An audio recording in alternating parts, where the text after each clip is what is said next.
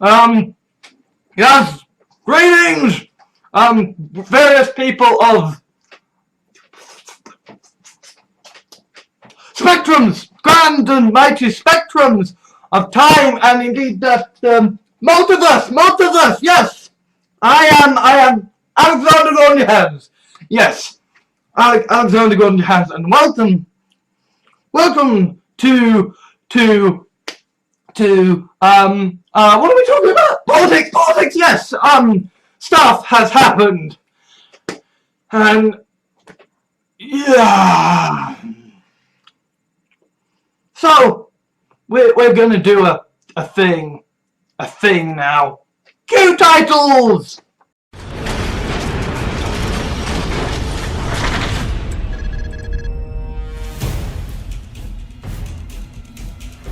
Okay, so yeah, welcome, back, again. I don't know when the next video is gonna be up. Don't know if there will be another video up. But welcome for the moment back to my fucked up little show. And speaking of fucked up things, a fucked up thing happened that that kind of people were wanting for me to comment on, and I basically didn't. So I'm going to comment on it now.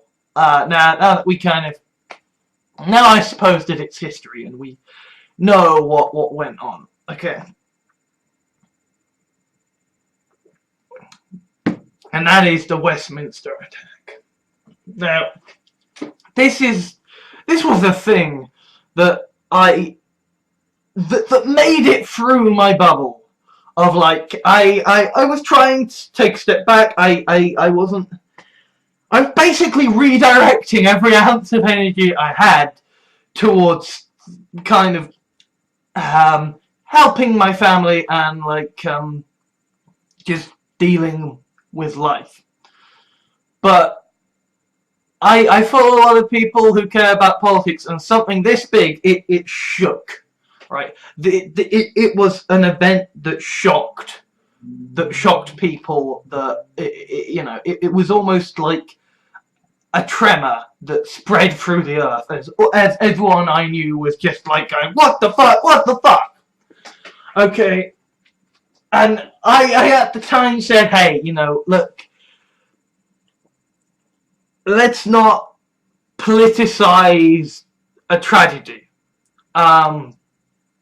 There's no need to kind of get involved and pass comment on something that's kind of not our business to a certain extent. And we need to kind of let the families of the people affected grieve and stuff like that. I was saying this, but really what I was saying was, please, for the love of God, don't judge me. I'm dealing with my own issues at the moment, and frankly, London's quite some way away, like,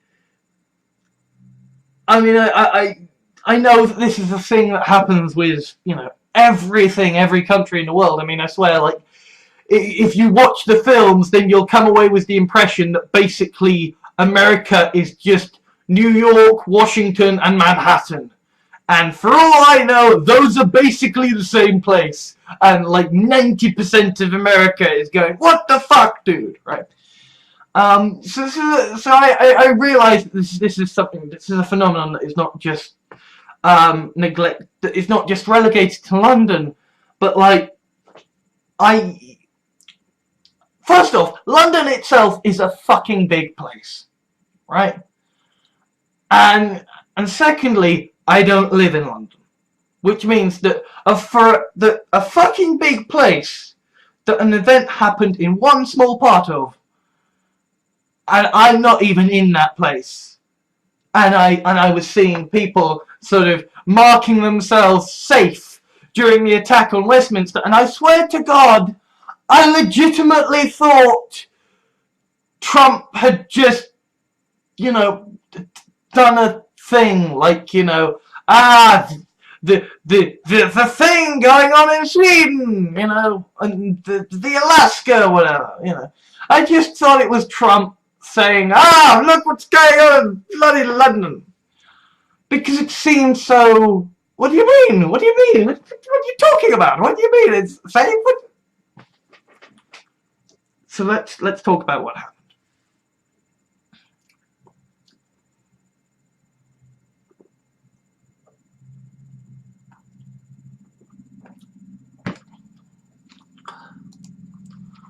Okay. So on the 22nd of March, a sort of middle-aged, you know, sort of, let's say, less old person, kind of basically drove up to the House of Parliament, effectively mowing down people with his car.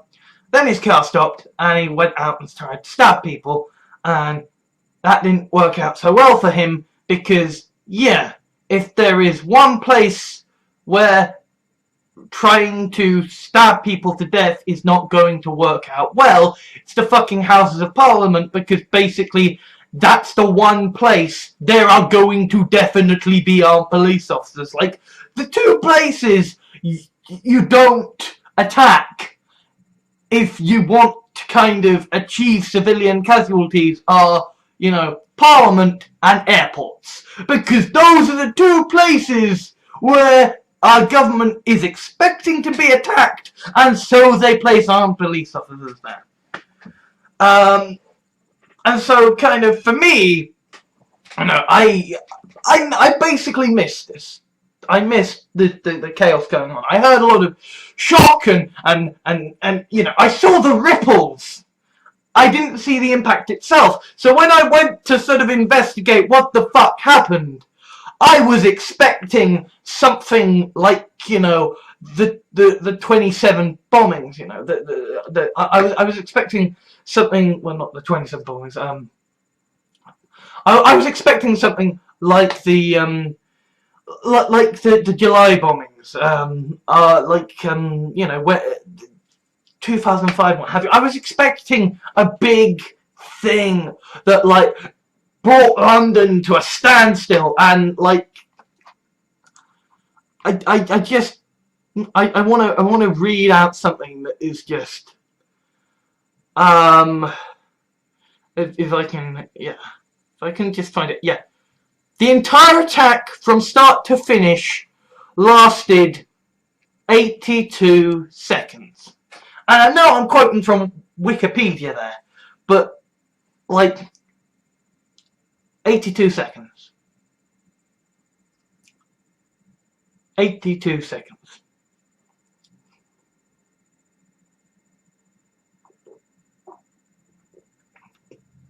So, here is where I may sound a bit like an insensitive bastard.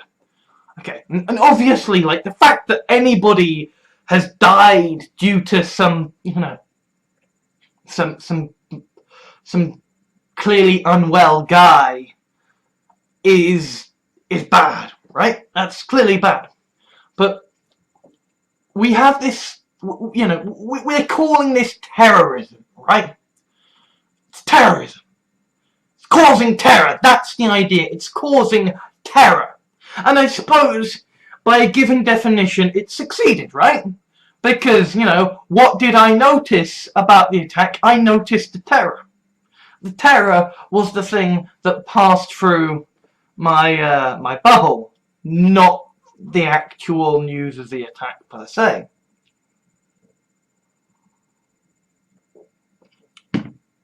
But I have, and this is where I do sound cold, but I do have a kind of barometer for terror, right? I have a minimum threshold. And admittedly, it comes from basically, you know, being a fan of exploitation films. But the total number of, you know, fatalities in Jaws is 5. Now I know Jaws is a fictional film, and you know, you shouldn't use that as a way to judge the world. But Jaws, you know, is a very, very scary film, or at least it was for me at the time. And I have used that, you know, standard of, you know, 5 deaths to judge the other Jaws films, you know. I mean, that for me is why Jaws 2 is Jaws 4, Jaws the Revenge, is actually a load of crap. Because 2 people die, and that's it. And it's like, 2 people are assumed dead, and then they're totally fine. Right? If you fall below the Jaws number of people killed, you're not scary. It's not a credible threat as far as I'm concerned. And certainly, I think calling it a terrorist attack when it lasted 82 seconds and less than 4 people died is bad. Right? That's a pretty low level terrorist attack. I mean, when we think of terrorist attacks, we're thinking of like 9/11. We're thinking of a plane flying into a building and thousands of people dying. We are thinking about you know, weeks of chaos, about, you know, first responders on the scene. This wasn't that. This wasn't that. This wasn't some grand almighty terror attack.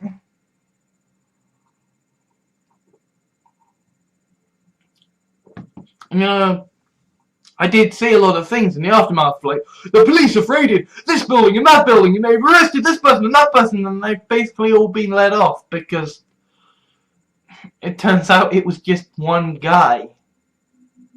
Basically, just one guy. And I do find it interesting how, like, I mean, maybe this is just a case of, you know, British news versus American news of, you know, different sensibilities, but it's like,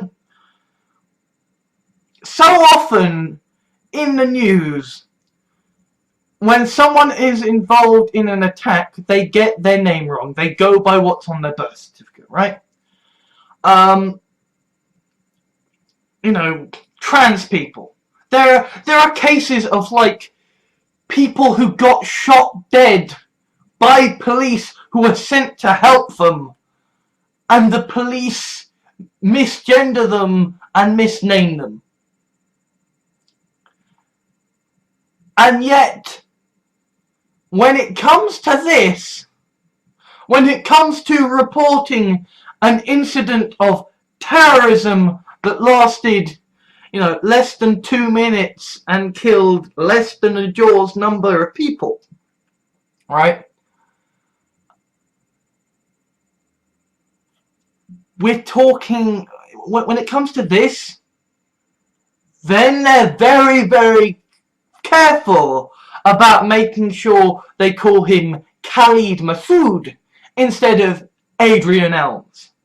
Now, I do understand. I'm not sort of trying to have it both ways and say, yes, well, of course we should always get people's names and pronouns right, unless they are someone who sounded very English and then went on to commit a terrorist attack, and they happened to change their name to something that sounded Islamic, and it's like, well, we can't use the Islamic name because then it would sound Islamophobic. No, I'm not. Obviously, right? Obviously, the man's name is the man's name, and he changed it to that name, so he deserves to be called that name. I just find it very fucking odd that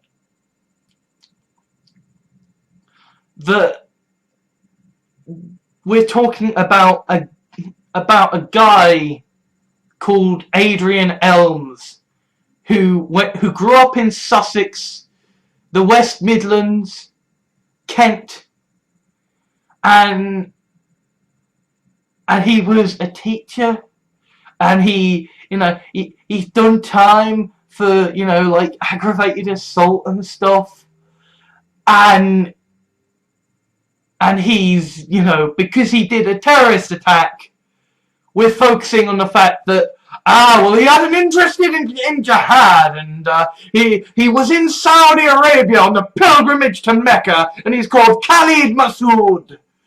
And it's very interesting the way that terrorism and Islamophobia line up. Because if you ask me, this is a lone wolf attack. If you ask me, this is just a mad guy with a, not with a gun even, just a mad guy with a car and a knife, and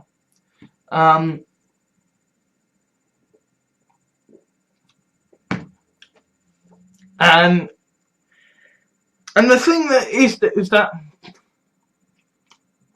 this really could have fed into, this really could have just been, some story made up by Breitbart or Donald Trump to justify what they said or done, because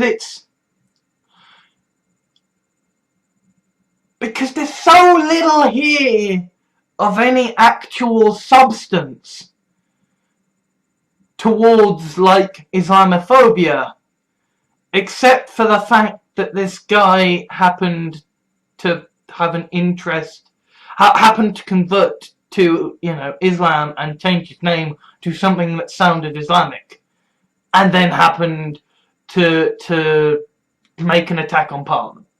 And frankly, I feel like we're going to be seeing a lot more attacks on Parliament, because basically we're in a situation now where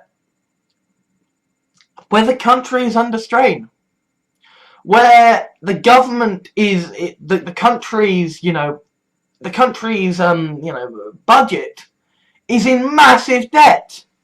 All the countries of the West are under massive amounts of debt.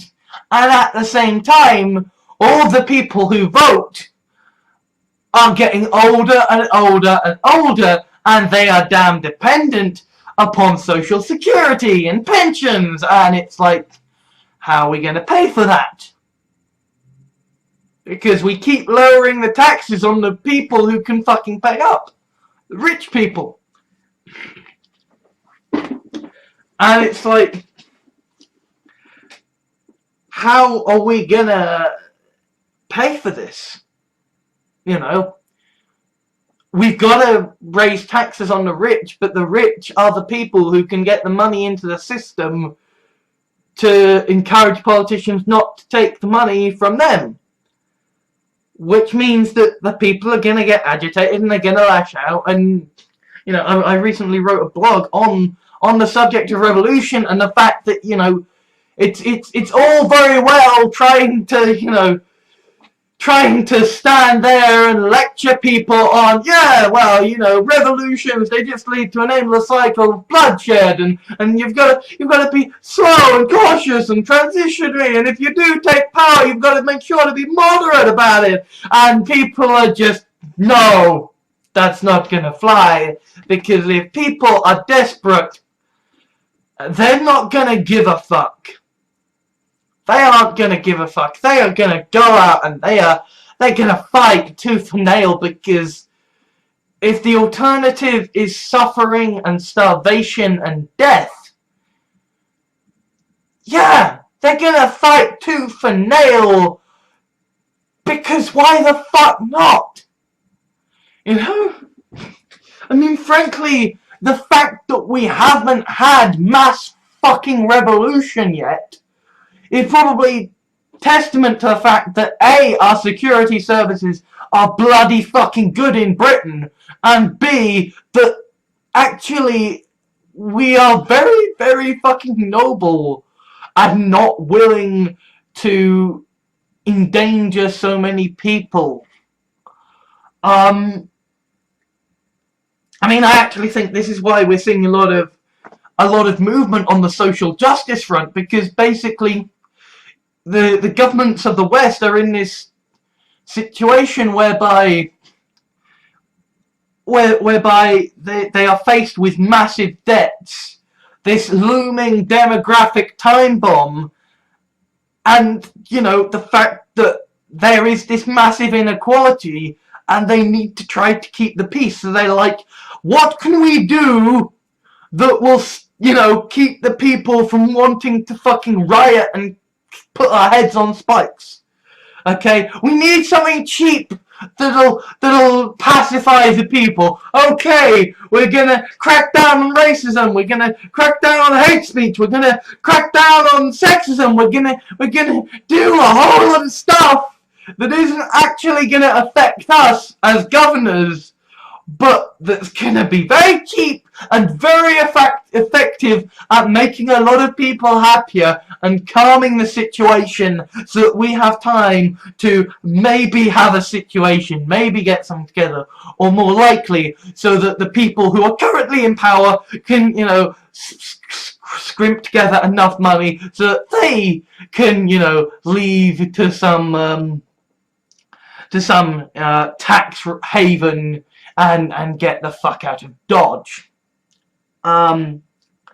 Now I need to go and blow my nose. So yeah, I suppose in conclusion, yeah, the 2017 Westminster attack, I wouldn't call it an act of terrorism, because I don't actually think there was much terror there.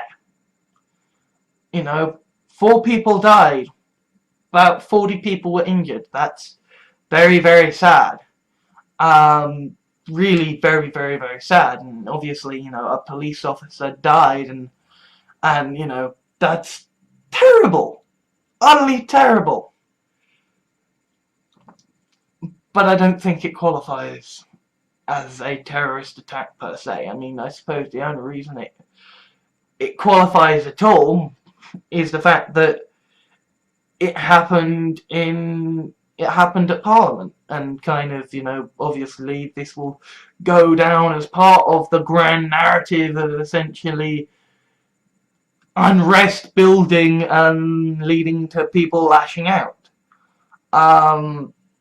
Because, you know, you look at this guy's, you know, history, and yeah, he's someone with a history of violence.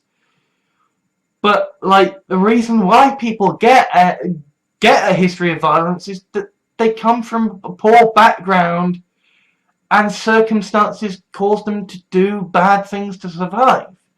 You know, it's as I was saying, you know, trying to argue and lecture people to be calm and rational about things when, you know, they're facing suffering and starvation is ridiculous. Of course they're going to do whatever it takes to survive. I mean, it's terrible what this guy did. And it's terrible that anybody got hurt. I just feel like if it wasn't for the fact that it was bloody Parliament, and if it wasn't for the fact that his name was Khalid Masood, that nobody would really give a fuck. So yeah, I'm gonna go blow my nose, and then we will talk about the other things in the news. So, Brexit. Yeah, this was a clusterfuck, wasn't it? This was a clusterfuck. And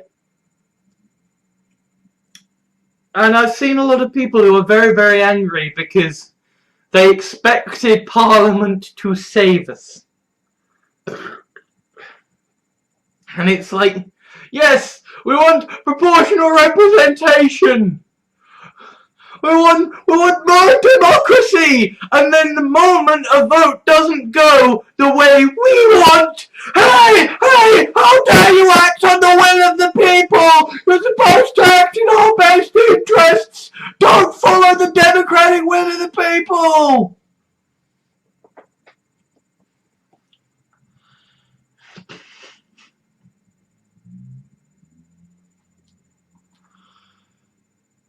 Of course we were gonna lose. Of course it was gonna happen. Of course the moment Brexit was won, it was gonna get fucking passed. What did you think was gonna happen?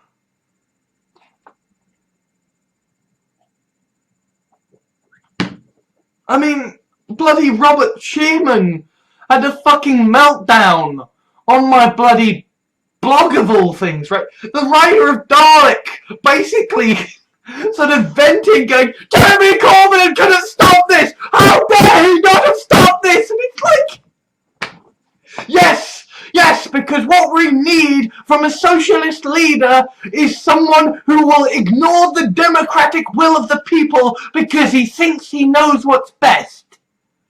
Right? Yes, I acknowledge as someone who's voted Remain that leaving the European Union seems like an incredibly stupid idea. But I will defend to the death the idea that the democratic will of the people should supersede Parliament. Right? Because if we don't do that, then we end up in a situation where democracy dies. We do not want to set that precedent. And yeah, okay, I don't like the idea of Brexit. I think that we are headed for economic fucking oblivion. Right? We are driving our fucking country off the edge of a cliff. And yeah, it really is off the edge of a cliff now.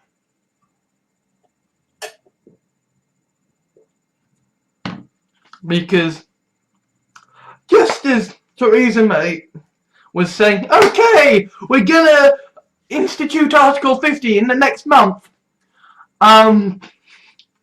Nicola Sturgeon says, okay, we're gonna have a second Scottish referendum. Fuck you. Well, okay, she didn't say fuck you, but she may as well have. Because it's like, now is the moment when Scotland will fucking breathe. Right? Because everybody will be hating on the Conservative Party for Brexit. Everybody is already hating on Jeremy Corbyn. The Labour Party is turning inward and eating itself. The Conservative Party is eating itself. UKIP's only candidate has declared himself independent. Well, not UKIP's candidate, but UKIP's only MP has declared himself independent. Nigel Farage has bloody abandoned UKIP, meaning that, you know, the guy in charge is a bald guy nobody knows or gives a fuck about. And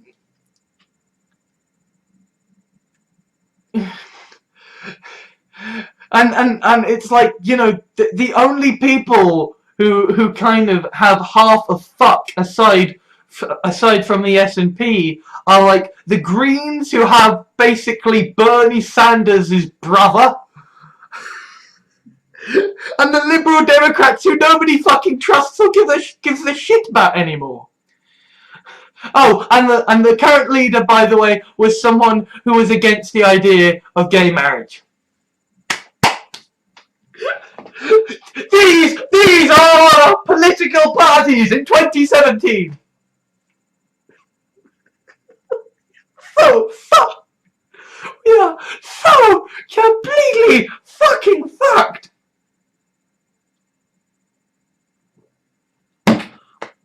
So basically, the Scots are gonna go. Of course they're gonna go. They would have to be fucking nuts to stay. Right? What, you want to remain part of the sinking fucking ship? Yeah, of course you do. No, leave, goddamn now. Get your fucking lifeboats and leave. Right? We are fucked. We are so fucking fucked. I mean, I wish the best of luck to the Scots, and frankly, I feel like at this point we need them goddamn gone.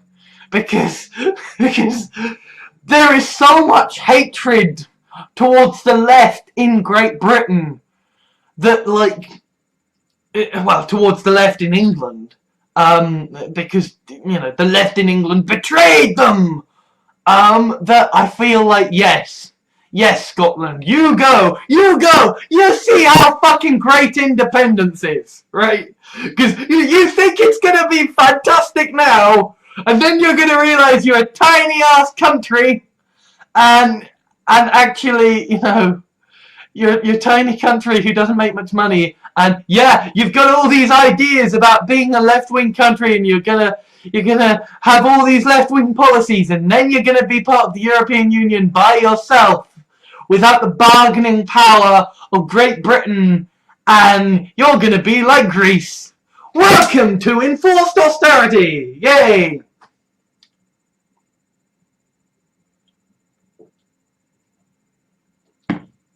I hope to fuck Scotland keeps its own currency. I mean, I'm not sure it even has its own currency, but I hope to fuck it finds its own currency and keeps it. Because if it joins the Eurozone, it is fucked. Right? Because Scotland has all these ideas about, hey, yeah, we're gonna be more left-wing, we're gonna be, hey, and the SNP does seem like kind of New Labour, but for the left in Scotland, and it's, you're gonna get fucked in the ass, friendo. You are gonna get fucked in the fucking ass. I mean, England's gonna get fucked too, but Scotland, if Scotland joins the Euro, they are just screwed. So screwed. Right?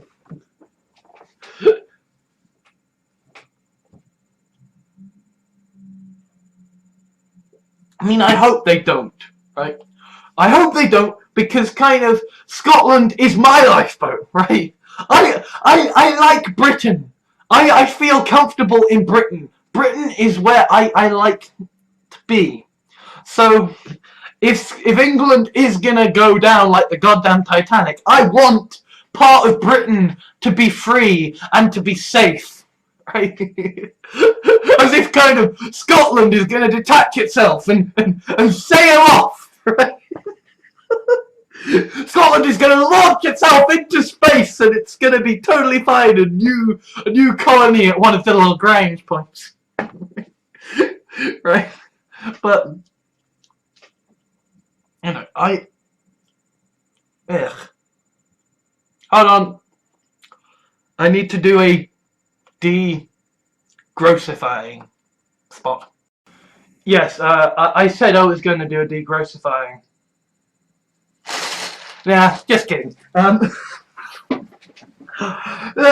I want Scotland to be okay. I hope that kind of the European Union decides to treat Scotland incredibly well, just to kind of, you know, show England up a bit, and just kind of, you know, almost warn people thinking about leaving the European Union, like, yeah, we're gonna fragment your fucking countries, aren't we? Yeah, hey, don't you want to fragment off from your main country if your country decides to leave the European Union? Yeah, you want to stick with us, you know. I really kind of hope that, like, you know, Angela Merkel visits Scotland, and you have all these tours of, like, you know, the two great women of Europe, you know, walking around Scotland and checking out all the Scottish sites. And I confess I don't know what the Scottish sites are, you know. Maybe they're just sort of looking over Loch Ness, saying, yes, look at the great mythology here, yes. Like trying to find all of the money to you know, make this work. But you know, I hope that you have all these great shots of Nicola Sturgeon and Angela Merkel together, and I hope that that Scotland, you know, is made able to, you know, put in place all of these, you know, new initiatives and programs, and it gets to, like, to trial universal basic income and stuff like this. I hope it becomes like a grand socialist utopia. That's what I hope. Of course, it would be slightly dodgy if it was a grand socialist utopia under a nationalist party with the head of Germany leading a European mega power. Yeah, that might be a bit dodgy, but you know, I'd like not something nice for Scotland. Sorry, I kept saying Britain there. Yes, I want Britain to be okay, even if it's just Scotland. I want Britain to be okay. You know, maybe if the Greens take power away from the S&P once Scotland has left Great Britain, maybe then it won't be so dodgy if Angela Merkel is touring them. I don't know who is head of the Greens in Scotland, but I do hear from some of my Scottish friends who vote Green in Scotland that Scottish Greens are actually quite good. So yeah, I'll be interested to see what goes on with Scotland, and obviously this is something that you know I'm not getting involved with, you know, quite seriously, because basically I know enough Scots who are in favour of independence, and at the same time I am aware that there is a very large amount of Scots who are in favour of remaining in the Union, and I don't think that independence is necessarily as likely as the independence-minded Scots I know would like to think, right? And maybe I'm just thinking that because, you know, Trump and Brexit, and it's like, yeah, you know, bad things happen. Bad things happen. Hoping people to vote the way you would like them to vote doesn't always work out well.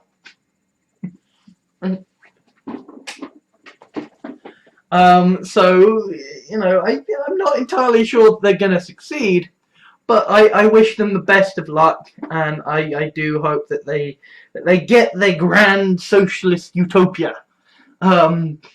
If only because I might like to move there.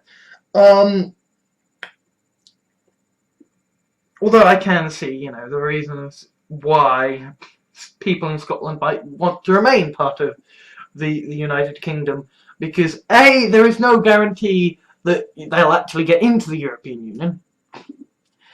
B, I'm not sure there's any guarantee they necessarily want to be in the European Union by themselves, because they could basically get thoroughly raped up the arse by the European Union, because essentially, like, the European Union may just go, oh look, money to pay for Greece's debts.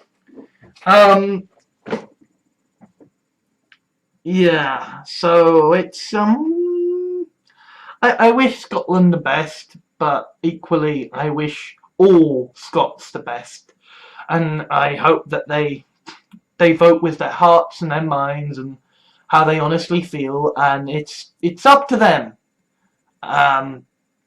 Whatever decision they make, obviously I support whatever they make, because, you know, it's, you know, Scots are all, you know, they're our brothers and sisters.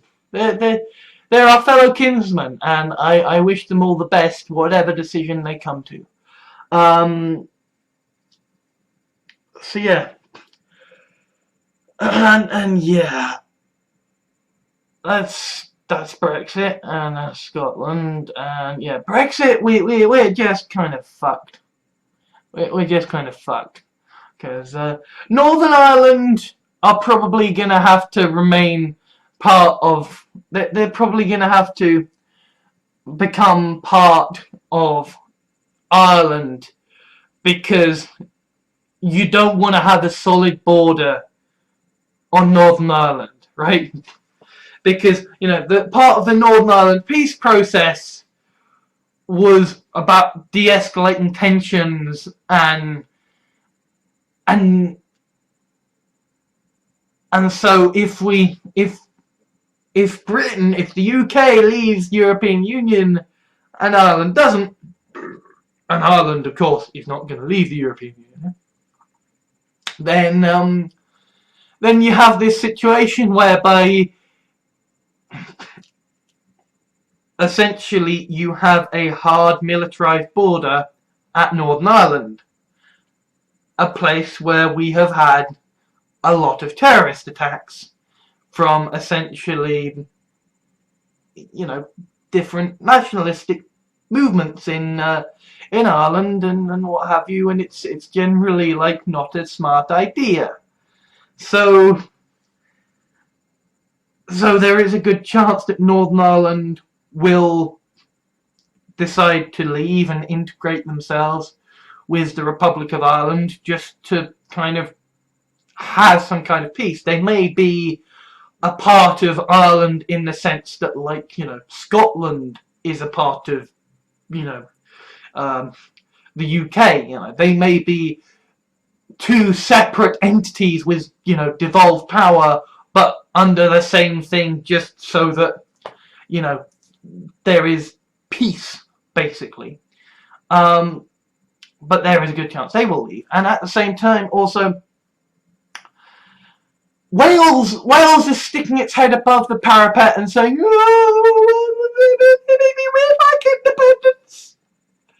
And yeah, I feel like England is gonna be on its own soon, and I feel like we could see, we could basically. I mean, I made a joke before, about, the Queen in the North or whatever, but I could see the North of England splitting off from Southern England, right?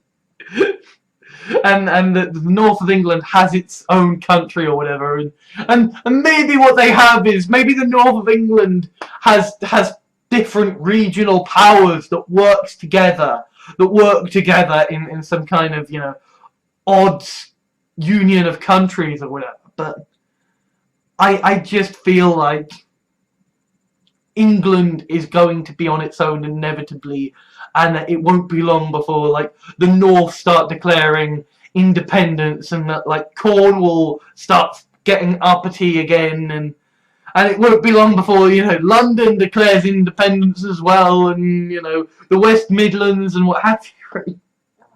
I just feel like England is fucked. England is so fucked.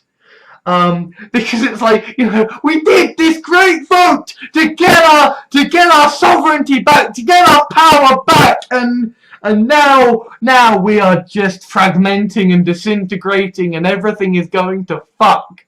And it's like, I'm listening to this new politics podcast at the moment called Econ Talk, and it's a lot of right-wing people, a lot of people I often disagree with. I mean, I was actually listening to this this podcast on a subject that I thought I would like. In the sense that its description said it would be talking about, creativity and the mind and the singularity, and basically what the guy was talking about was saying, what are you talking about? Computers will never be intelligent like people because they're different, they're machines, and a machine will never be like people. And it's like, yet, I mean, the fact that one of the things he literally brought up was like, your machine will never be able to grow flowers. 3D printers, bro. 3D fucking printers. Okay? Yeah, my computer can make fucking flowers. It can make apples. It's got a 3D printer matrix. I mean, okay, my printer. My computer doesn't, because my computer doesn't have a 3D printer because I'm broke as fuck. But, we have 3D printers now. Right? Saying as a straw man argument, your computer will never be able to print physical objects, in bloody 2017 when we have ways for computers to print physical objects is ridiculous. You are showing your ignorance amazingly right there. Computers, they will never be able to think like people because they will never be able to do this thing that they can already do as I speak.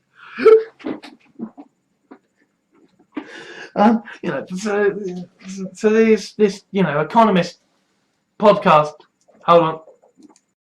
So yeah, it's this economics podcast, and it's all very right wing, and they were talking about Europe and the future of Europe, and these are all very right wing people who were talking about like creative destruction and the need to deregulate in order to enable the market to properly incentivize and they were talking about the need for all these immigrants to have cheap labor. And how actually what we were meant to do is to lower the minimum wage, and like there are a load of right-wing people, and it's like I've had a lot of comments from people saying, why don't you step outside your left-wing liberal bubble? And so this is me stepping outside my left-wing liberal bubble, and even they are saying, yep, Europe is fucked.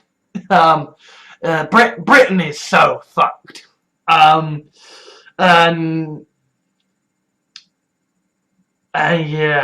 it's just not good. It's not good.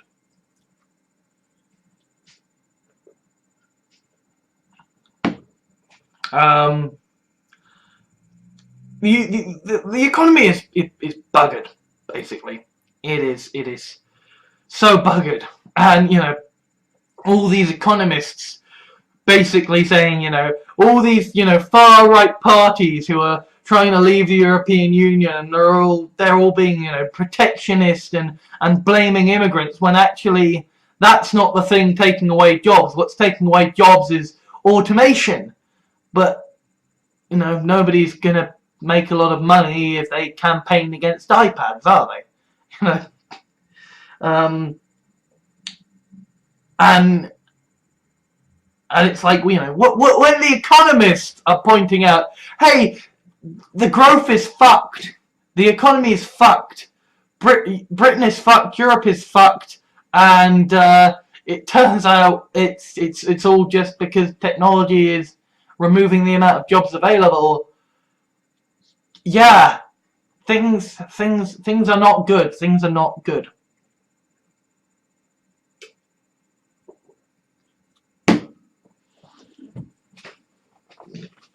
And I have seen it suggested kind of almost what you need is a split in the European Union between like the North European Union and the South European Union, right? So essentially the poor southern states can work together, and like they're not chained to the northern states, so they're not chained to a policy of austerity, and equally, right, the northern states aren't having to pay for the southern states.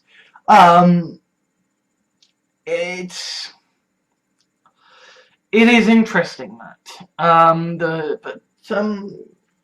yeah, let's talk on the wider themes of how fucked we are, and then I'll talk about how fucked I am specifically. Oh, I need to blow my nose again.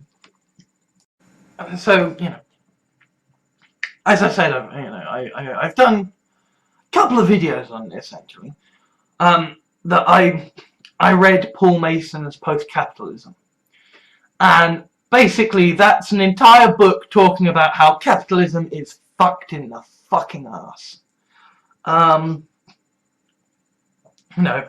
Talking about how basically throughout the entire history of capitalism, innovation has been combined with innovation has spurred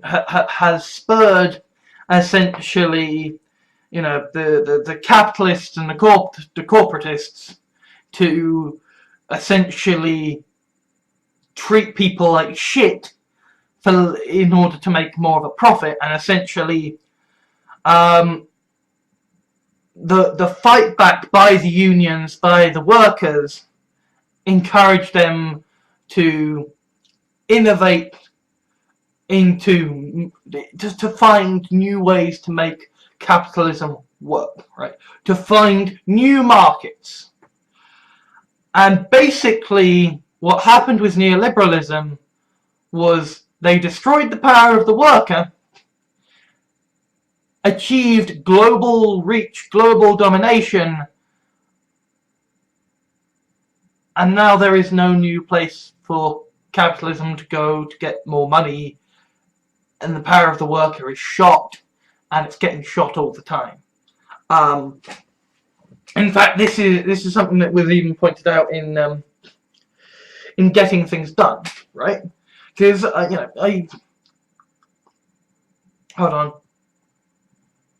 I need to take my pill because it's 5 o'clock. So sorry.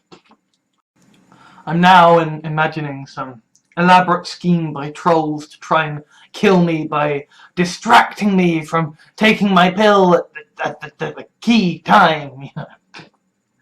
Actually, that did happen whilst I was, whilst I've been taking time away from YouTube due to sort of the family emergency. Was that one of the guys did actually turn up on my doorstep, which was a bloody stupid thing for him to do. Because it's like, yes, leave the safety of your keyboard so that you can have a photo taken of you and have your entire life ruined as I get you arrested and I circulate all the information I know about you to everyone you love and let them all know that you are obsessed with a creepy weirdo on the internet, and that you are yourself a creepy weirdo on the internet. That truly is the smartest thing for you to do. But yeah. Basically, you don't want to have stalkers. Stalkers are not good. Although stalkers are also very, very stupid. It really is like, how can I get to him if he's not going to be online? I know, I shall put myself in an incredibly vulnerable situation. I mean, he's bloody lucky I wasn't there. But anyway, yes. I've been reading Getting Things Done. Because I have for some time now basically been getting over my depression. And, kind of, because of that, I've had a bit of energy, a bit more gusto to kind of get stuff done. And I've been, getting proactive, and it's like I've gotten an iPad so that I can do the Getting Things Done. And is this dead? I think it might be dead. Yes. That'll be because this isn't yet. This has run out of juice.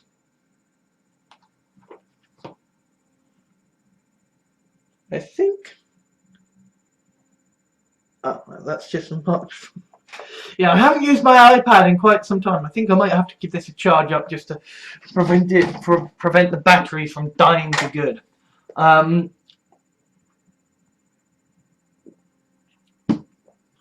got that a while ago. But I have switched over to a new thing. I'll show the box actually.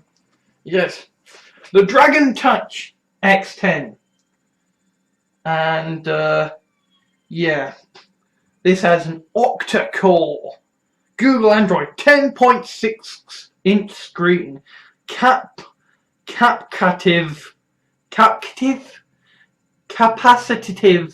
multi-touch IP screen. 1 GB of RAM, 16 GB storage, front camera, rear camera, Wi-Fi. It's yeah, it's actually really, really good. And the reason that I got it is because it's got over here. I'm not sure if you can see that, but it's got a HDMI slot, well, I mean a mini HDMI slot, a proper USB slot, and a mini USB slot.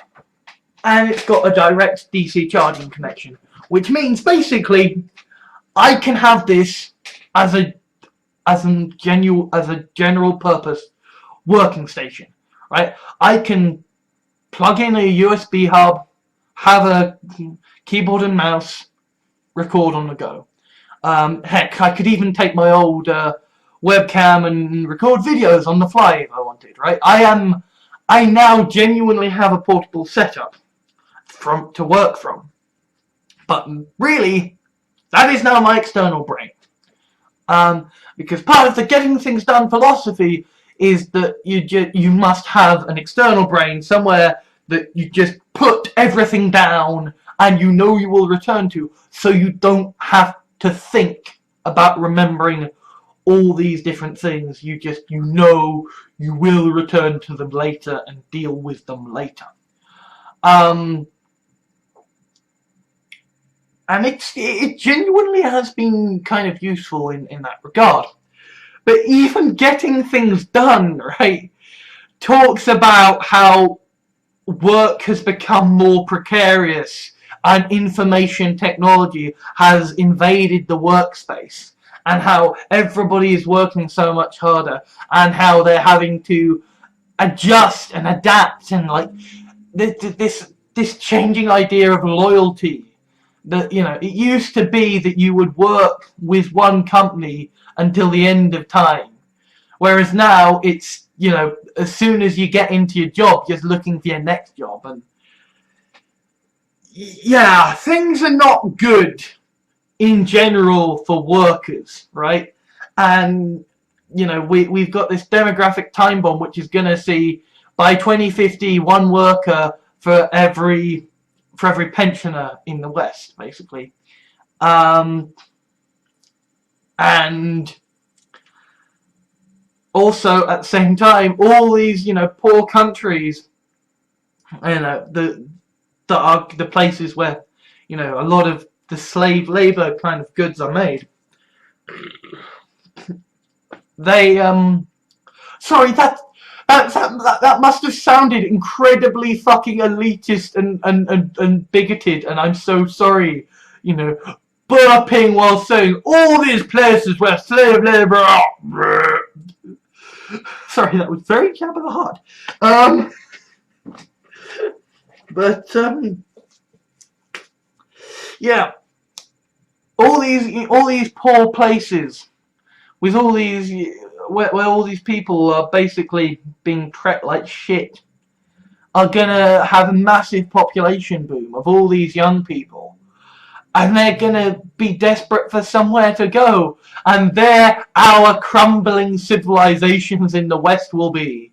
All of our crumbling, you know, cities, you know, where the governments are in massive amounts of debt, dealing with the fact that there are all these old people. I genuinely think we are going to see, like, right to die legislation passed within the next 20 years, and that we're going to see it deregulated, privatized, and we're gonna, you know, same thing with drugs, right? Because basically what they want is for all of the old people to start killing themselves, and for all the middle-aged people to do drugs and quietly off themselves, right? That they would like that a lot, right? That's like their best hope. They can't kill the old people, but they can make it a heck of a lot easier for the old people to stop being a burden on the state. You know, that's a very dark way to look at the world, but yeah, I've been in a very dark state at the moment. Dark state lately. I think I'm gonna end on a high note, but before I do, I think I need to kind of cover some things that you'll already know if you've been following my blog.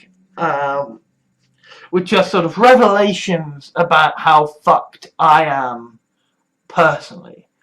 So I'm gonna kind of go. Well, there's gonna be another jump cut. and then I'm gonna talk about that. Yeah. So I have growth hormone deficiency. I talked about it before a bit in the last podcast, but I've only recently really done some further research on it. Because I'm not that kind of guy, right? I'm not the kind of guy who generally researches up on things. I'm just like, yes, doctor, I will trust you. I will do this. And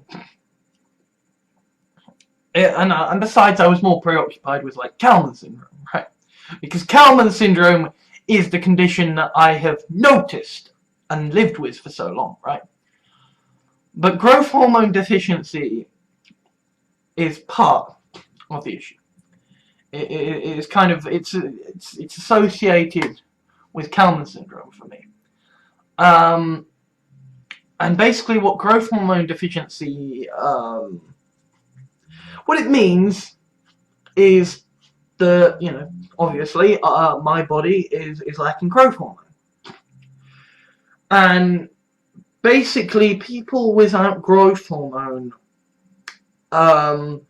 they have vastly shorter life expectancies. Like, basically, my odds of, survival, survival's not necessarily right. Survival does not take into account, the other factors that I'm going to talk about. But like my average life expectancy. Again, the average life expectancy of a person with GHD. That's a better way of phrasing that. The average life expectancy of a person with GHD is basically they are twice as likely to trying to phrase this thing. Basically, I'm more likely to die than I have a greater likelihood of dying early than people who don't have GHD, because GHD it's like twice as deadly as things like diabetes and heart disease and all this other stuff, right? You just have shorter lifespans. Yeah, I think I'm gonna have to look up GHD just so that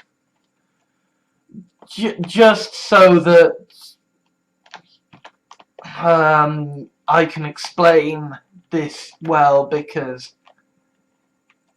otherwise this is just insane. Yeah.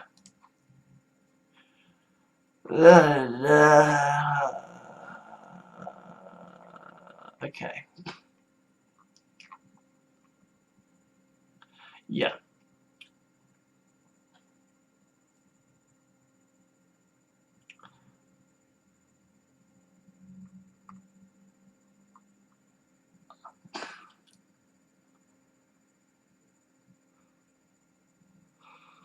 Adults with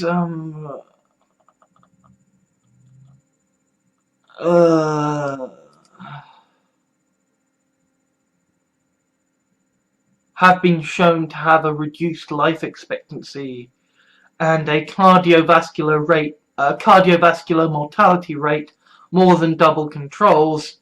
Treatment has not been shown to improve mortality, although blood levels do improve. Similarly, although measurements of bone density improve with treatment, rates of fractures have not been shown to improve. So, in other words, yeah, mortality rate more than double controls. It's kind of particularly worded, so the gist is, yeah, I'm a heck of a lot more likely to die at the best of times, right? It's just, like, if I was born into power like Donald Trump, if I was born into a trust fund, right, and I was in a situation where I just loved running and all this, you know, stuff, and I had a lifestyle where I was very active.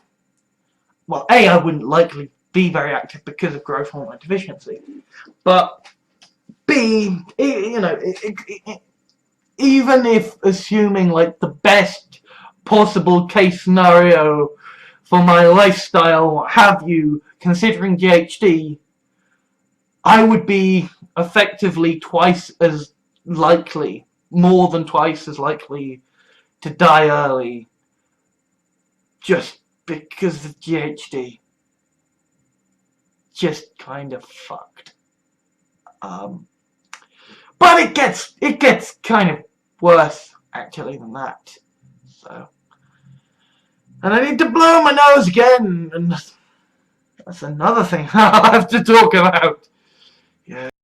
So, treatment for GHD causes tiredness, causes joint pain, causes headaches.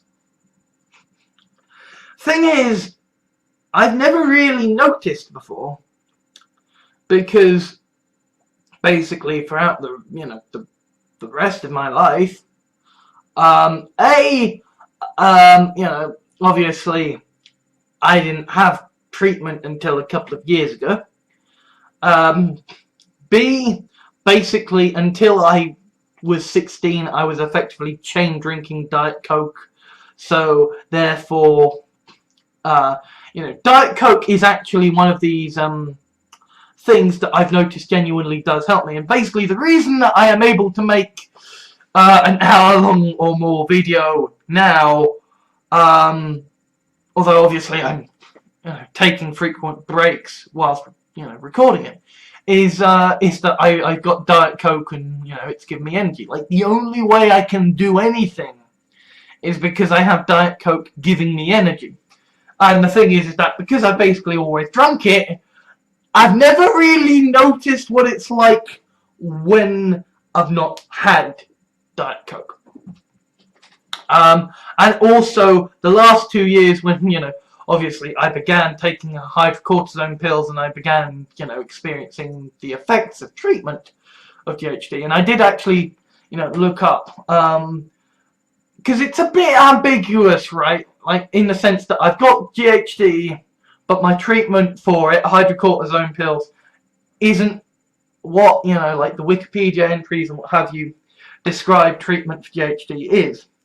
Well, that's because basically I'm taking hydrocortisone in order to help my, pituitary gland properly, make or secrete or whatever GHD. Essentially what happened was that because of my Kalman syndrome and GHD is that a sort of an idiopathic mutation, as they call it, a sort of a random mutation that isn't known to be associated with any specific gene or set of genes, caused my brain not to develop properly. So I was born without an olfactory bulb, without a sense of smell. Although alcohol and mints are two things that you can still sort of smell, despite not having an olfactory bulb, just by directly stimulating whatever. So I think that is why actually alcohol and mints do have such a profound effect on me, despite the fact that I can't smell. Specifically mints, right? Because basically mints are the one thing I can smell. Like, effectively, I have, bitter, sweet, sour, salty, meat flavor, and then I have meat, and then I have minty, right? That's it. And so yeah, mints are powerful because of that. But you know, aside from just the olfactory bulb, there is also the fact that basically my pituitary gland was screwed over and doesn't release testosterone, or releases much less testosterone than the average woman, right? And so I had to take testosterone injections. And in fact, I actually took a testosterone, one of my 3 monthly testosterone injections today, and oh fuck, they hurt. They are not fun experiences. Because basically you have to have a great needle shoved in your back, and you know, effectively testosterone in this you know, concentrated solution is injected directly into your muscle so that it will slowly be released over the course of 3 months, right? It's, you know, it's effectively like if someone just tried to, you know, shove a pellet into your back, and you know, the skin sort of heals over. It's you know, it's not like there is a hollow for it to go into. So yeah, it's painful. It's painful. And obviously, lack of testosterone creates its own, you know, negative side effects that that kind of aren't pleasant. And you know, for me, also, my pituitary gland doesn't release GHD, and so I take hydrocortisone pills to get it to release growth hormone so that I can function. And as painful as the injections are, I would far rather have an injection that I take every 3 months than have to take pills twice a fucking day, because I'm not good at organization. You know, the fact that essentially the only way I can find the energy to fucking do anything is by drinking Diet Coke means that I have no sleeping pattern. I have a cycle. That is all I have. And even that, it's not like a consistent, well, I will stay up until I get tired and then I will have a good solid 8 hours, because sometimes, like, I will have naps, and then as a result of those naps I will have like a 4-hour session of sleep here, stay up for fuck knows how long, and then have another 4-hour session of sleep, and it's there is no rhyme or reason. So I've effectively got a condition called delayed sleep phase disorder as well, because basically this is what happens when you are constantly tired all the time, and the only way you can function is if you take caffeine. I actually have, things actually got so bad whilst my sort of family was ill and I had to take care of them, that I was on caffeine pills, right? And this is the thing, is that throughout basically the last 2 years I've had depression, so I've been leaning heavily on Diet Coke, and I've been leaning heavily on distractions, and like, I've been in a position whereby the depression has stopped me wanting to do things. The depression has stopped me feeling like I would like to do things, has stopped me, you know, I mean, it's, you know, I know someone, one of my best friends has got depression, and they have a go at me for, you know, for what I'm, you know, describing, for not having the energy, because yeah, when you're depressed, you don't have the energy to do things, right? The thing is that when I was depressed and I didn't have the energy to do things, it was very different to now, right?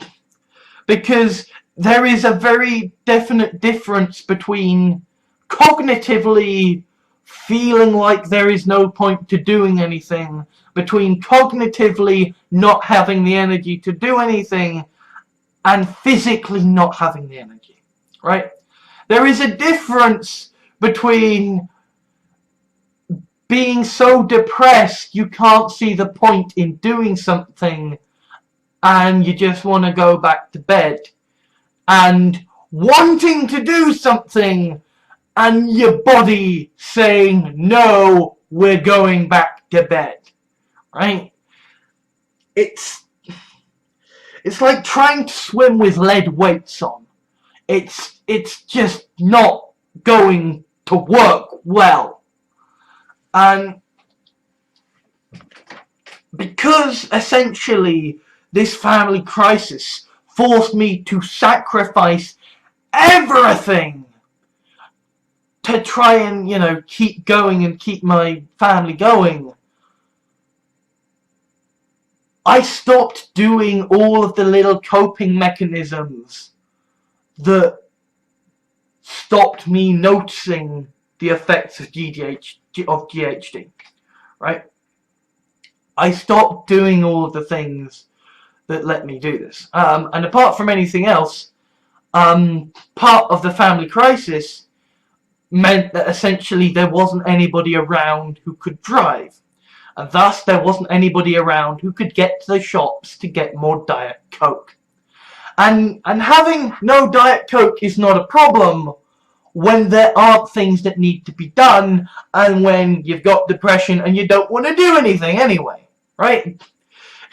You know, when your body's saying, no, fuck this, we're out of bed, and you're saying, no, fuck this, we're out of bed, there is the problem, right? Having no energy to do anything is not a problem when you don't want the energy to do anything, because there's nothing that you know, like mental and physical are different. You can mentally not have the energy to do anything, and if you're physically, and if that coincides with physically not having the energy to do anything, it feels a damn sight better than if you want to do something and you need to do something, but physically you just can't, right? It is an odd thing to sort of talk about, because I've had depression, and depression sucks. It really does. I mean, I suppose I've never had depression hardcore enough that I would want to go on pills, right? And so I can imagine that if you are on really severe clinical depression, then maybe it is like, you know, having GHD and having that kind of physical tiredness. But for me, certainly what I've experienced, it's like you don't notice that your computer is underpowered if all you want to do is surf the internet and do a bit of writing.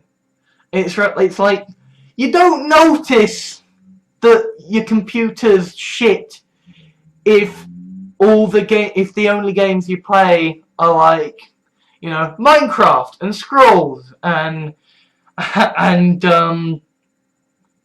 Civilization 5, right? You don't notice your computer's fucked if you play games that don't push your computer. But if you decide to play a game, you know, like The Witcher 2 or The Witcher 3 or a new AAA game, you know, the Dark Knight series or Skyrim, you know, if you try to play a game that tests your computer's abilities, then you notice, oh, that's right, my computer's shit. And I suppose that's what I'm talking about here. That, like, I didn't notice my body was shit because I wasn't really using it. I wasn't really testing it to the limits of its abilities, because either I was doing stuff when I myself was revved up on Diet Coke, or I was doing stuff, or I was not doing stuff because I didn't feel like it, and so I didn't really notice. I've never really noticed the limits of my body before, because I've never been in a position whereby my mental energy was so much more than my physical energy before. Except for the last few weeks.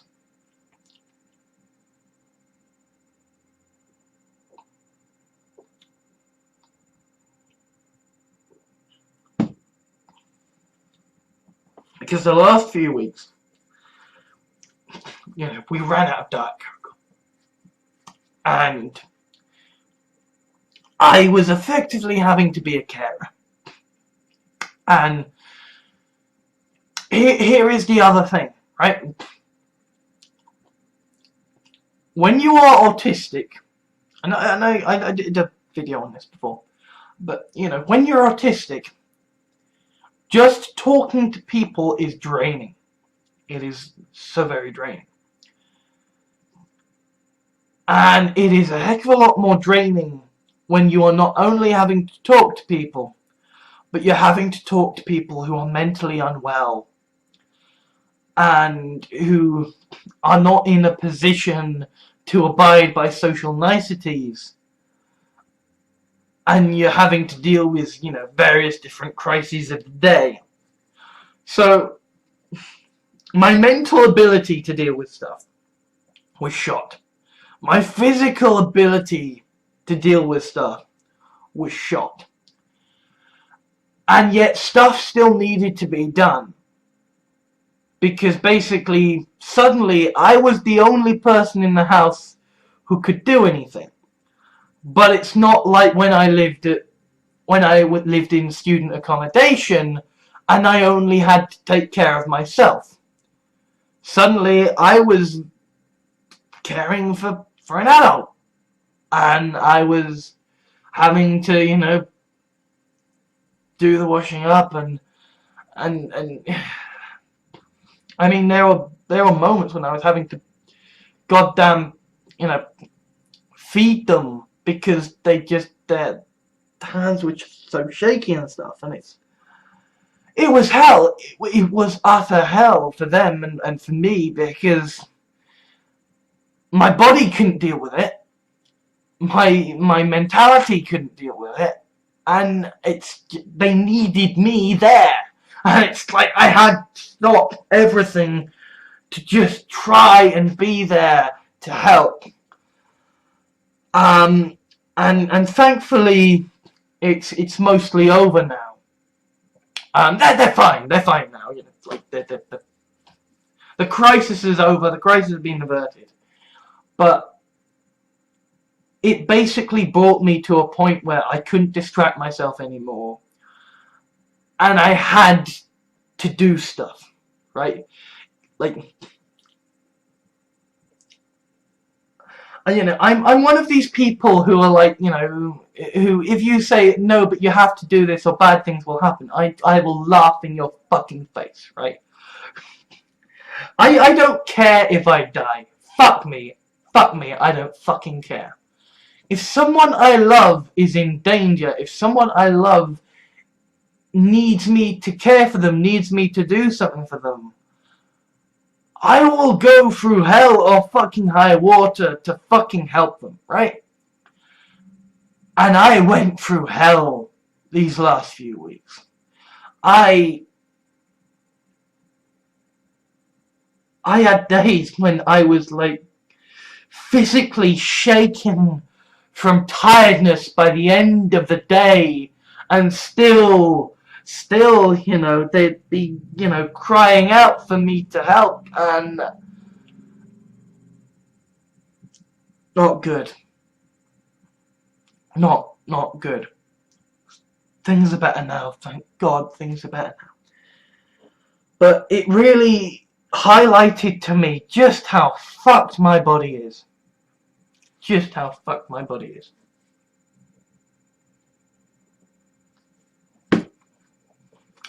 And these sniffles I've been getting, yeah, treatment for growth hormone deficiency means your immune system is shot to hell. Well, not shot to hell, but you know, it's made worse.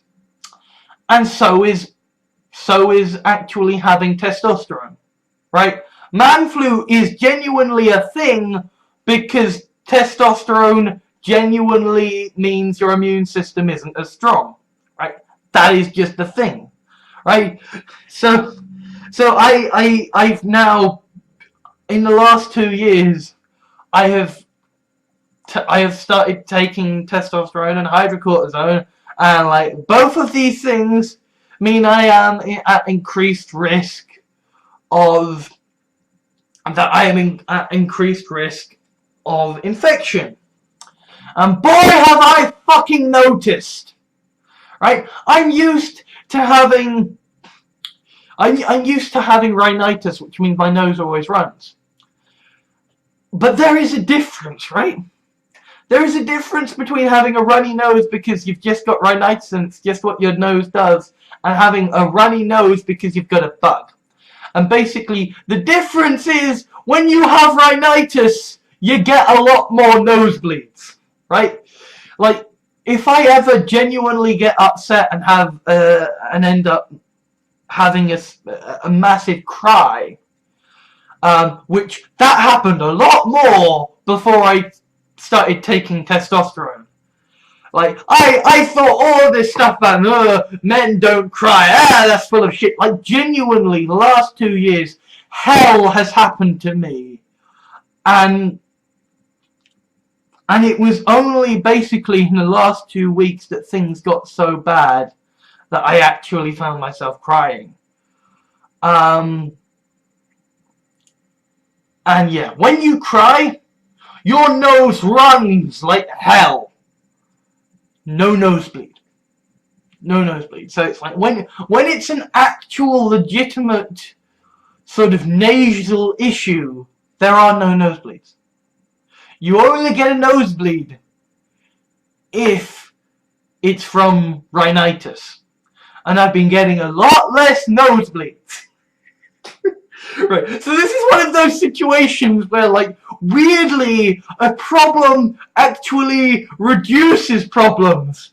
Because, functionally speaking, I don't actually think I'm blowing my nose much more often. It's just I'm not having to deal with nosebleeds as often. Because so often when I'm having to blow my nose now, it's because, oh, I'm actually fucking ill. How's about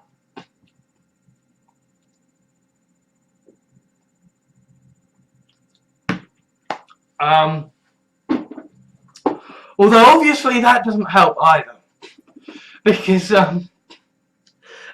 one difference between rhinitis and an actual bug and cold and what have you is the fact that when you're actually ill, again, you're tired.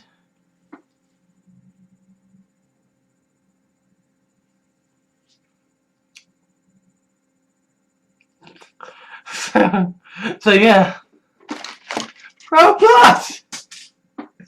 Oh god, I forgot. I opened it from the bottom, so yes. Yes, yes, Pro Plus. Pro Plus. I have gotten this basically as an emergency in case we run out of duct tape. Yeah. Tired. So very, very, very, very tired. So few fucks to give. So very, very fucking few fucks to give. Constantly bunged up nose. Constantly infected. Constant headaches. Constant aches. And again, right, I didn't notice the headaches because migraines are just a thing. You know, because rhinitis, again, one of the things about rhinitis is that you just get headaches a lot. So it's like, yeah, I'm on GHD now, and I also get a lot more headaches. But the thing that I've really noticed is the aching bones. Is the aching bones. Is the, you know. Look, I'm used to being tired if I've gone for a walk, right? If I've gone for a walk, I expect to be stiff in the morning. If I've had a good old cycle and a good old go on the weights, and yes, the weights. Sorry, I'm supposed to do them nice and slow. Oh, yeah. Slowly doing the bicep curls, right? I expect to be stiff if I've done, you know, a good hour or more of walking and cycling and sort of weights and stuff. I expect to be sore from that. I do not expect to be sore when I have basically spent the day sort of, you know, sat at my computer or in bed. But it's just a case of having GHD. It sucks, and I have so little energy to do anything. It's hell. It is hell. Utter fucking hell. Yeah. Not good. Not good at all. Sort of, yeah. If I wasn't paranoid about my channel getting copyright strikes, you know, you could almost imagine, like, you know, Suicide is Painless by the Stereophonics, you know, playing over now. Maybe I'll just sort of sit here in silence for a bit and you can play it over the top. But yeah, now I'm gonna end things upbeat. After I've blown my nose again because this just fucking sucks. Okay, it really fucking sucks. So let's end on a positive, upbeat note, or at least on a note of hope. Okay. Incidentally, I have seen Many a True Nerd who, but by the way, Many a True Nerd is basically my favourite Let's Player. It may be like the whitest thing in the world, but like, you know, the fact that this is a guy who could not sound more upper class and English if he fucking tried, right? Like, genuinely, Total Biscuit, the guy with, you know, the cynical Brit with the fucking top hat as his fucking logo, he sounds, you know, he sounds a bit more working class than Many a True Nerd. And Many a True Nerd, you know, sort of casually mentions, oh yes, I went to university at Oxford. This Oxford-educated, upper-class English guy who makes his living on YouTube playing video games, and one of his most popular series is Rome Total War, where he plays at being imaginary people taking over Rome. And he was educated in the classics and he learned Latin. And it's like, this is the most English white thing in the world, and I can't help it. He's awesome and I love him, and he's so adorable and brilliant and fantastic, you know. He's awesome. And he's been talking a lot about how recently, you know, all these films, you know, like Rogue One and you know, Andromeda, all these films and games now talk about hope, and we must never lose hope, and let us never give up hope. And I understand that now. I understand why we need this narrative of hope, because basically the only way any of us are gonna survive this is if we cling the fuck on. Because basically, what we need is for capitalism to finish its evolution, its regeneration into a post-scarcity world, right? And so what we need is to keep consumerism going long enough that innovation can take place, remove the last of the jobs, and we can transfer over to a post-scarcity society, which means we need as many people as possible to keep clinging on as long as possible, buying shit as long as possible, to just eke capitalism going for as long as fucking possible. Right? Like, we are almost in this situation now where essentially we are having a political war decided by attrition. So yes, we need to be talking about hope, because we need to cling on for as long as possible, damn it. Because if we die, we lose, right? You know, if all the left-wing people just give up and commit suicide, that's it. The right has won. They will dictate the terms of the new civilization to come, right? The right don't need to do anything. They just need to sit in their ivory towers and, you know, make sure they have enough machine guns manning their mansions, so that when the poor come, they can mow down all the desperate fuckers, right? Sorry, that's very cold. It's not very hopeful, but point is, we need to outlast them, right? So I can understand the need to talk about hope, and yes, we'll find a way. Tally ho! Oh, chap, tally ho!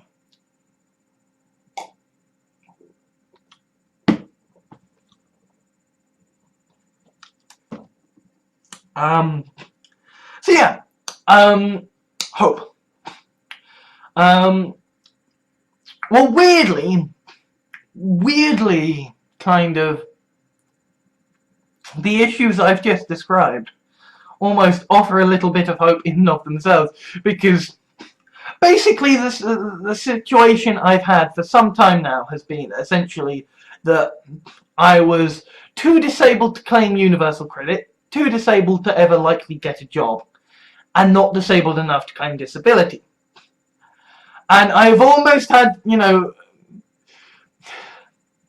this is gonna sound so horrible when I say it, but I've almost had, you know, this kind of euphoric revelation of like, yes, I am genuinely disabled. I might be able to claim disability and live. Because it's like, you know, if you're someone who has fallen between the cracks, the fact that you maybe have fallen low enough that you have a purchase to hold on to is actually quite a good thing, right? Although I realise that genuinely does make me a benefit scrounger. If I'm like, yes, I have fallen low enough that I will have the money to not die. You know, this again has been adding to this, you know, sense of doom and gloom that I have had, is because, you know, I'm a regulated capitalist. I like capitalism when it works.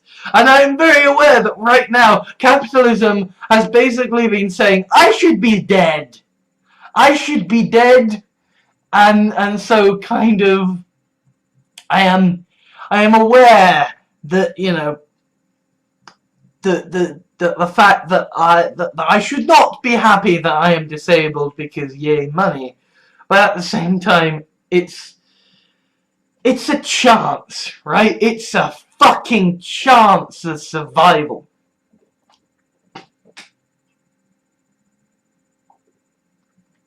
And at the same time, in the sort of the opposite direction,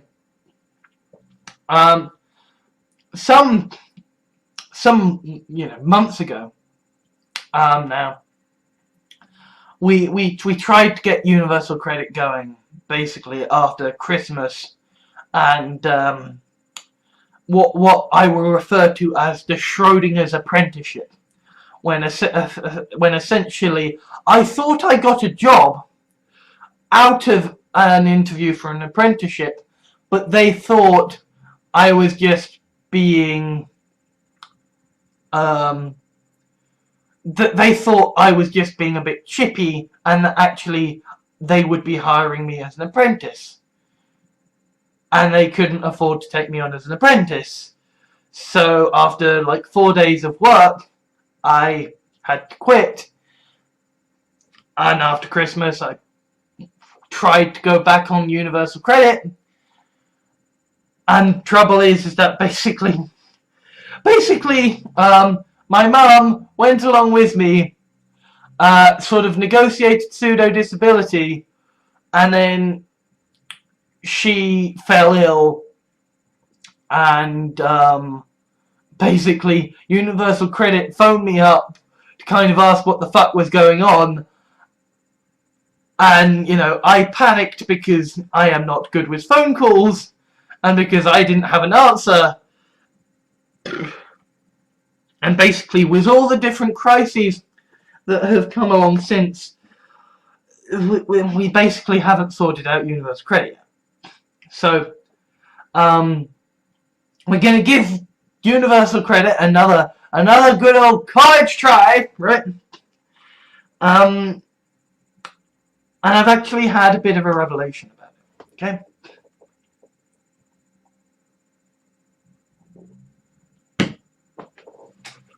Which is that for so long, basically, I have not been able to sufficiently regularly claim universal credit because I just couldn't get my head around it, because I'm goal orientated, right? I get shit done, right? I am a plate spinner. You tell me what to do, I will get it done. Not necessarily good with deadlines, but I will get it fucking done, right? If you need, you know, so many thousands of words written, fine. You need so many subjects covered, fine. So many sources, so many bibliographies. Give me a goal, I will hit it. If you give me a goal and then you say it must take X amount of time, my brain breaks, right? Because it's like Zeno's paradox, right? In the sense that the more work I put in, the more efficient I become at doing the task, the harder it is for me to achieve the task, right? This essentially is a system that incentivizes inefficiency, and that breaks my brain.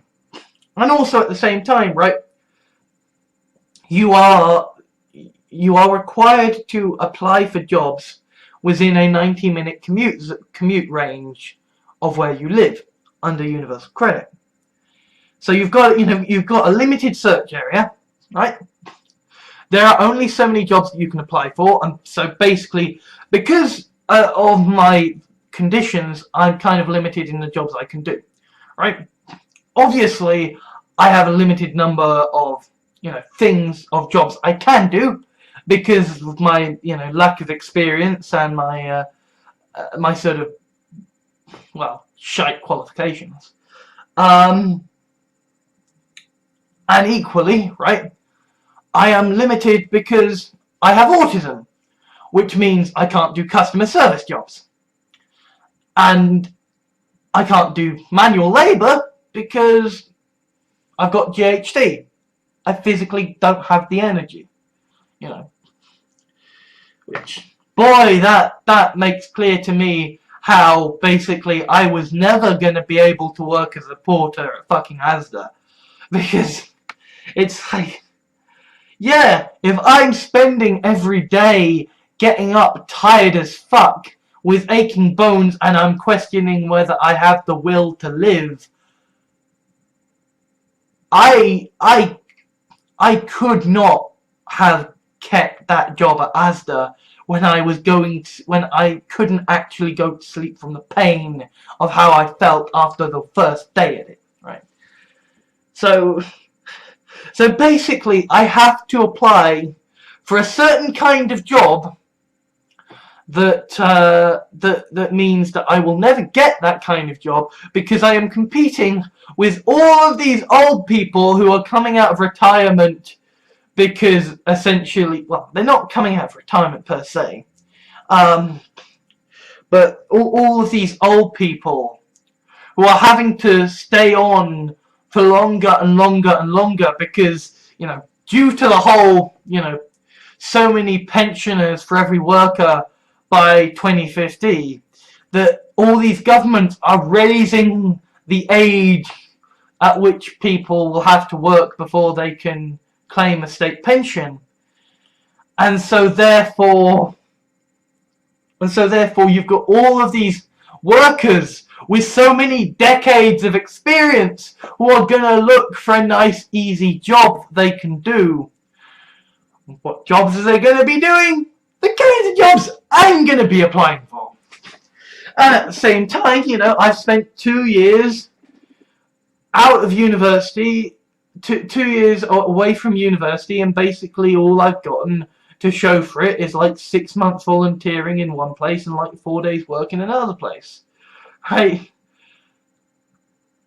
I've got a shite CV, right? And so it's like, are you going to hire me, or are you going to hire that 60-year-old who's got decades of experience, or are you going to hire that person who is fresh out of university and has got all the gusto and energy? Or are you going to hire the guy with autism and GHD? Yeah, no one's going to fucking hire me. But nevertheless, I have to apply for jobs I can physically do. So there are a limited number of jobs I can apply for. And actually the time it takes to apply for a job is very small indeed. So, there are a limited number of jobs. It takes so long to apply for those jobs. And then, there is a slow refresh rate on jobs. Right? So, if you are claiming job seekers allowance, universal credit, if you are claiming universal credit and you have to spend so many hours looking for jobs every single week, you're doomed to fail. Because there are only so many jobs you can apply for. Once you have applied for them, they only have a refresh rate of so long. You aren't going to meet the requirements. And so I basically have freaked the fuck out about this for so long, because what the fuck am I going to do? Right? And then I realized, I sort of, I've been reading Getting Things Done, and I sort of had this brainwave.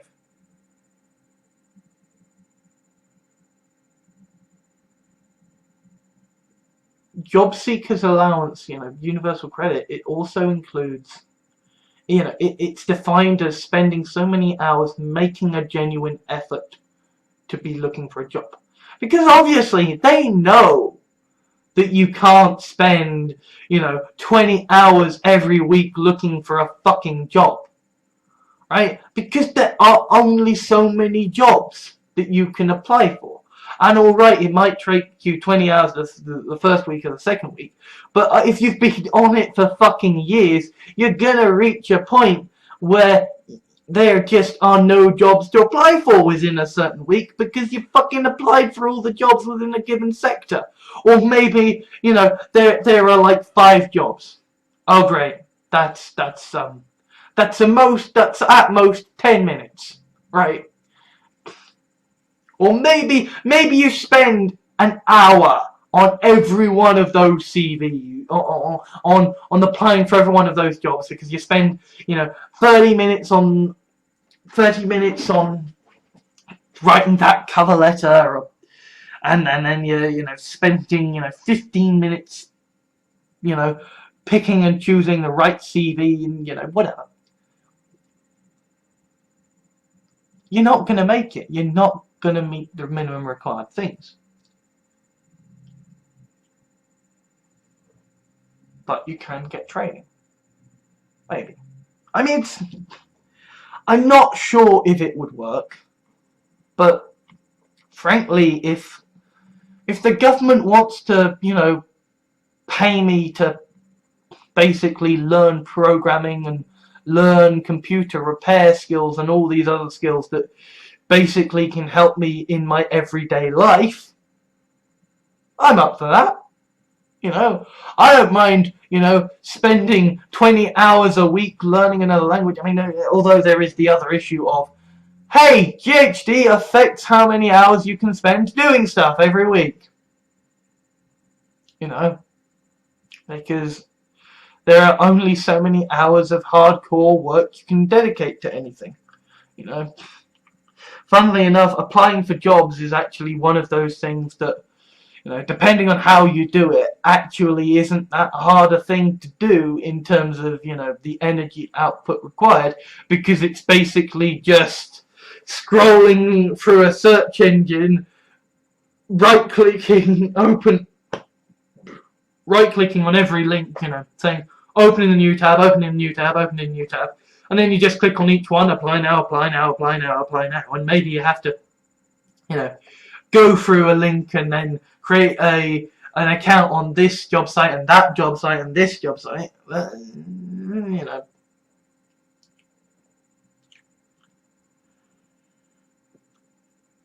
It's still debatable as to whether I will be able to fill out the necessary amount of, hours to claim, and it's still debatable whether, I will be able to spend the hours claiming it by doing things like, learning programming or learning different languages or learning all these other things that would just be interesting to me and might improve my employability and might help me with, with talking to other people and, quality of life stuff. I don't know.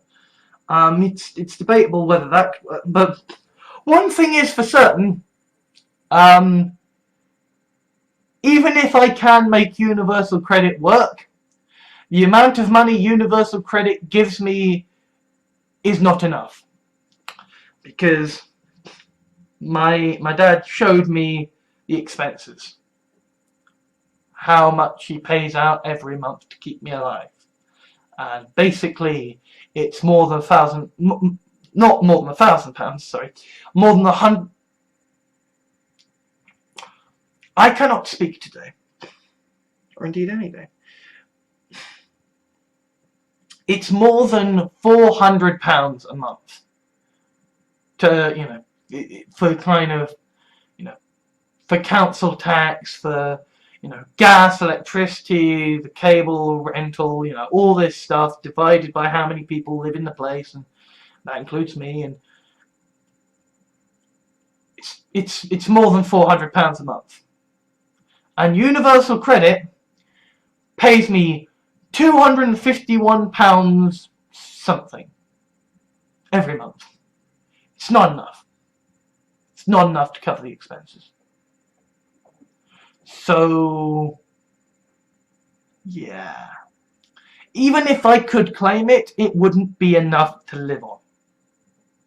So, basically, my mother is trying to sort out me getting into effectively council housing, so that way,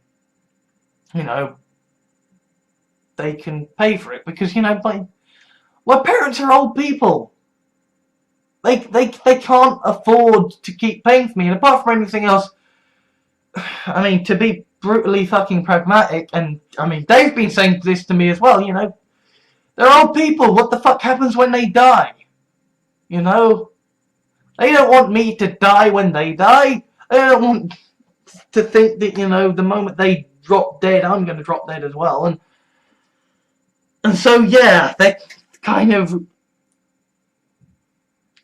I've been saying for a while that I feel like, this guillotine has been hanging over my head. Well, basically what we are at the moment is a Hail Mary pass to kind of try and achieve something, and like maybe if I can get into social housing, and maybe if I can claim, universal credit or disability reliably, then maybe I can live. Maybe. It's hope, dude. It's hope. YouTube will never be enough, right? Because apart from anything else, you have to declare your earnings to universal credit. So therefore, even if I could make enough on YouTube to make up the fucking difference with universal credit to fucking tread water, it wouldn't be enough. So basically what I'm saying is, yeah, at a certain point, I might have to just disable advertising on my videos, because it might not be worth it to have to keep earning money that's not enough to make a difference to live on, but is just enough to mean I have to keep fucking disclosing it, right? I don't need to earn just enough money to be a faff and no more. So, yeah. That's partly why I quit as well, right? It's just like, and partly why I haven't, gone back to making videos every day, is that it really isn't worth it. The money is literally just enough to be a problem for claiming benefits. Just it, right? It's not enough to live on, it's not enough to replace benefits, it's not enough to justify it. It's just enough that I have to disclose it. So it's just busy work. Right? So fuck it. Yeah. Not very hopeful, but yeah. There is a chance I may live. There is a chance I may live. Again, I don't know whether there will be any more YouTube videos after this. I don't know whether I don't know whether I will be able to continue doing these videos at all, whether if I do continue doing them I'll have to disable the ad revenue. I don't know. I genuinely don't know. What I would say is subscribe at Patreon. I did actually hit I did hit a problem in that basically I created the Patreon account where I created the YouTube account where all the Patreon videos would go in future, and I tried to upload my first video and YouTube was like, nah, you've created too many accounts, so you're gonna have to verify this, and so I tried to verify it. It's like, well, this number's already been used so many times, so you're fucked. So unfortunately, no, there are no, there really aren't any Patreon specific things.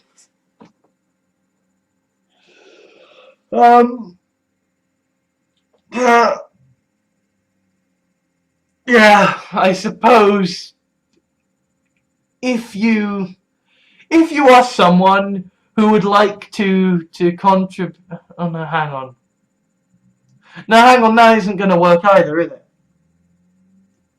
Yeah, because Patreon is another form of income that I will have to declare. Yeah, you can't support me. I think I might genuinely have to create an Amazon wish list that is actually serious, because if people give me money, I have to fucking declare it, and that just means more work, right? That's just more effort I have to fucking gather together from fucking somewhere. Oh god. Oh god, oh god, oh god. Donate to my Patreon! Give me more busy work to do when I can't be fucked to get up in the morning. But at least there is hope, right? I might have to shut down my Patreon and shut down my YouTube channel and kind of abandon everything and go into the wilderness, but you know, there is hope that I might possibly maybe get on benefits enough to continue living and surviving through this economic apocalypse that we are all facing. Admittedly, if we are facing an economic apocalypse, getting onto government social security payments feels like saying, ah yes, I will have a nice secure job here working as a cashier checkout person, or here as someone working in the trucking industry as a self-employed trucker. Like, yes, I will be totally safe because it's not like these are already jobs at threat of being automated away. I acknowledge that, right?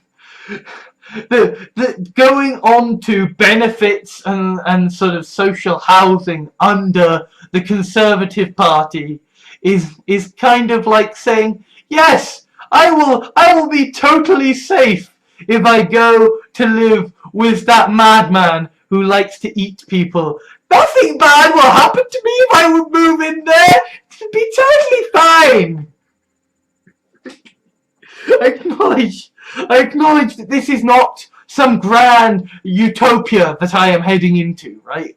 It is hope. That is all it is, right? It's a chance to stay alive. Just a little bit longer. Just a little tiny bit longer, right? Like, yes, I am going to be moving in with a lion who could tear my face off at any moment.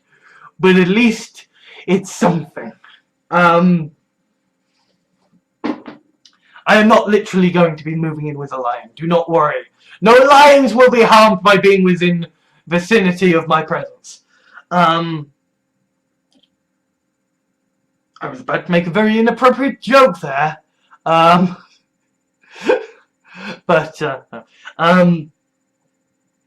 no. There will be nobody will be harmed by my presence. Nobody will be harmed by my presence except all these people who stubbornly stalk me and are like, yes, I will waste my life futilely trying to make this guy give a fuck about me when he literally has not got the fucks to give. But yeah. There is hope that I will live. And there is hope that if we persevere and we cling on and we fight to live, that maybe we will last long enough to see the end of capitalism and the dawning of the grand post-scarcity utopia. And maybe pigs will fly and I will get a girlfriend. You know, these are all things that could maybe happen. You know, I might get a job. Anyway. So what's gonna happen now is that I'm gonna go and get some fucking food. And I'm gonna listen to Hello Internet and maybe play some Civ 5, I think. Because I recently had a game of Civ 5 and oh, it was good. I mean, I suppose the thing is that, like, I play Skyrim and then I get so far through it and then I'm like, yes, now I can go forth and conquer the world. And by that point I'm bored. Right. The moment I've won, fuck it, I don't care anymore. Equally, the moment I've lost, I don't care anymore, and I feel like kind of, yeah, I feel like globally we've just sort of all lost. All of us have lost. Like, you know, even the Trump supporters, you may think you've won now, but no. You have already lost, right? You have merely begun to lose. That is all that has happened, right? And in fact, in a way, Trump supporters have lost harder than they ever could have by electing Donald Trump, because it's like, if you waited a little longer, you could have elected a fascist dictator who was awful enough he might actually have been competent enough to achieve something. But instead, you elected a moron who actually is sort of left-wing in some areas. So yay for you. You cocked this up, even though you're currently winning. But hey, I have hope that I might not die. Woot, woot. I might not die. Woot. Goodbye. Thank you for watching my main channel. Please remember to leave a like, favourite and comment. Shout out to the Dislike Club. Subscribe if you like what you saw, and share if you know someone who might be interested in the contents of this video. If you would like to help ensure more videos get made, there are a few options available to you. You can whitelist this channel in your adblock software to ensure what ad revenue you provide has a chance of making its way to me. If you sign up to make a regular monthly donation through my Patreon, then you will get to watch a selection of videos available exclusively to my Patreon supporters over at my Patreon page. One-off donations are payable through PayPal, or if that doesn't suit your sensibilities, you can gift items through Steam or Amazon via my public wish lists. Obviously, I don't expect anything, and the vast majority of my videos will remain free and ad-supported. All that remains is to say Trump should be impeached, the genocidal must be stopped, and institute universal basic income now.